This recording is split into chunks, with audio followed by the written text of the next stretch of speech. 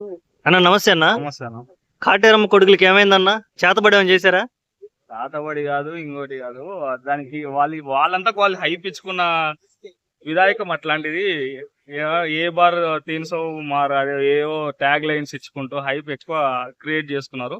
ఇంకోటి ఏంటంటే వాళ్ళది ఫస్ట్ నుంచి అయినా సరే, మన బ్యాటింగ్ లైనప్ చూసుకుంటే ఫస్ట్ మొదటి మ్యాచ్ నుంచి అయినా సరే బ్యాటింగ్ పిచ్ ఇస్తేనే వాళ్ళు సర్వే అవుతారు. బౌలింగ్ పిచ్ జస్ట్ ఇట్లా లిటిల్ బిట్ టర్న్, అంటే మన వాంకేడలు చూసినాం కదా, జస్ట్ చిన్న టర్న్ ఉన్నా సరే వాళ్ళు ఆడలేకపోతున్నారు. ఎందుకంటే వాళ్ళు హిట్ ఆర్ ఫట్ అంతే. అట్లాంటి బ్యాట్స్మెన్స్ ఉన్నారు కాబట్టి నెక్స్ట్ సీజన్ ఇదే బ్యాటింగ్ లైన్ పెట్టుకొని, ఎందుకంటే ఇప్పుడు వాళ్ళ వీక్నెస్ తెలిసిపోయింది. ప్రతి హోమ్ గ్రౌండ్ అంటే ఇప్పుడు మన సన్ రైజర్స్ కి ఉప్పల్ హోమ్ గ్రౌండ్ కదా, వాళ్ళు ఒకటే బ్యాటింగ్ పిచ్ ఇస్తే ఇవ్వచ్చు అంతే. ఇంకా మిగతా వాళ్ళకందరికి ఆ వీక్నెస్ తెలిసిపోయింది. మన వాన్కడేలో కూడా స్లో పిచ్ ఇచ్చింది కాబట్టి ప్రతి ఏ టీం అంటే ఇప్పుడు మన సన్ రైజర్స్ ఏడికి పోయి హోమ్ గ్రౌండ్ లో వేరే వాళ్ళ హోమ్ గ్రౌండ్ లో ఆడాలన్నా సరే వాళ్ళకి బౌలింగ్ పిచ్ చేస్తారు.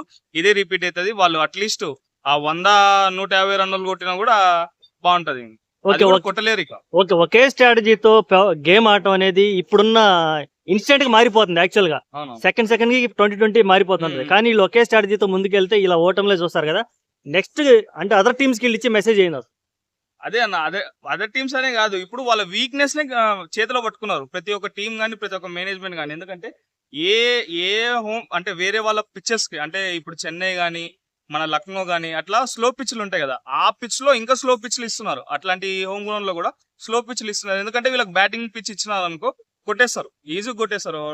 250, 260 ఈజీ కొట్టేస్తారు. అందుకే వాళ్ళ వీక్నెస్ తెలుసుకునేసి బౌలింగ్ ట్రాక్ ఇవ్వడము, స్పిన్ పిచ్లు ఇవ్వడము, స్లో ట్రాక్స్ ఇవ్వడము అవి పెట్టినారు. కాబట్టి వాళ్ళు నెక్స్ట్ ఆప్షన్ లో అయినా సరే అట్లీస్ట్ ఇప్పుడు సిఎస్కే వాళ్ళు స్టాండర్డ్ ప్లేయర్స్ ని త్రూఅవుట్ ఇన్నింగ్స్ లో ఎట్లా తీసుకున్నారో అట్లే ఇద్దరు ప్లేయర్లను మధ్యలో పెట్టుకొని మిగతా ప్లేయర్లను ఆడిపించినా సరే బాగుంది. కంబ్యాక్ ఏమైనా ఇచ్చే అవకాశం ఉందంటావా? ఇప్పుడున్న ఇచ్చినా గానీ ఉపయోగం లేదంటావా? చాలా కష్టం.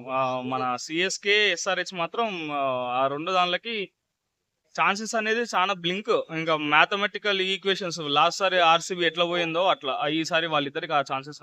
ఓకే అన్న, థ్యాంక్ యూ సో మచ్.